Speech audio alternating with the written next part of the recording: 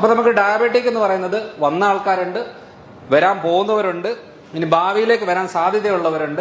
ശരിക്കും പറഞ്ഞാൽ ഞാൻ നേരത്തെ പറഞ്ഞത് ഷുഗർ കൂടിക്കഴിഞ്ഞാൽ എന്തൊക്കെ എവിടൊക്കെ എന്നുള്ളത് ഞാൻ പറഞ്ഞിരുന്നു. അതായത് കാഴ്ചയിലെ കാര്യങ്ങളിൽ, പുരുഷന്മാരില് ഉദ്ധാരണ പ്രശ്നങ്ങൾ.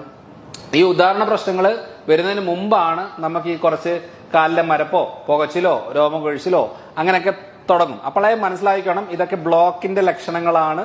അത് ഏതൊക്കെ ഏരിയയിൽ ചെറിയ ചെറിയ രക്തക്കൊഴലുകളുണ്ടോ അവിടെ എല്ലാം ബ്ലോക്ക് വരും. അങ്ങനെ ഒരു സ്ഥലമാണ് ലൈംഗിക അവയവം പുരുഷന്മാരിൽ. അതാണ് ഉദ്ധാരണ പ്രശ്നം ഉണ്ടാകുന്നത്. താല്പര്യം കാണും, ഉദ്ധാരണം കാണില്ല. രണ്ടാമത്തത് കാഴ്ച മങ്ങുന്നത്. മൂന്നാമത് ചിലരുടെ ഫ്രോസൺ ഷോൾഡർ പറയില്ലേ, ഈ കൈ ഒന്നും പുറകോട്ട് വെക്കാൻ പറ്റില്ല. അതായത് കൈ ഇത്രേ ഉള്ളൂ, ഇതിൽ കൂടുതലൊന്നും പൊങ്ങത്തില്ല.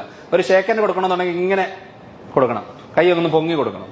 അപ്പൊ ആദ്യമേ നമ്മൾ ഒരാളെ കാണുമ്പോൾ കൈ ഇങ്ങനെ പൊക്കി കിടന്നാൽ നമ്മൾ പറയും ഷുഗർ ഉണ്ടോ എന്ന് ചോദിക്കും. വേറെ ഒന്നുമല്ല, ഈ കൈ ഇങ്ങനെ പൊക്കുവാണെന്നുണ്ടെങ്കിൽ കുറച്ച് ഷുഗർ ഉള്ള ആൾക്കാരെ കുറച്ച് കഴിയുമ്പോൾ ഈ ഒരു ഷോൾഡർ ഏരിയയിൽ ഡാമേജ് വരികയും ക്യാപ്സുലൈറ്റിസ് വരികയും അതവിടെ സ്റ്റിഫ് ആകുകയും പിന്നെ കൈയൊന്നും പൊക്കാത്ത രീതിയിലേക്ക് മാറുന്ന ഒരു അവസ്ഥ വരും. അപ്പൊ ഇതെല്ലാം കോംപ്ലിക്കേഷനാണ്.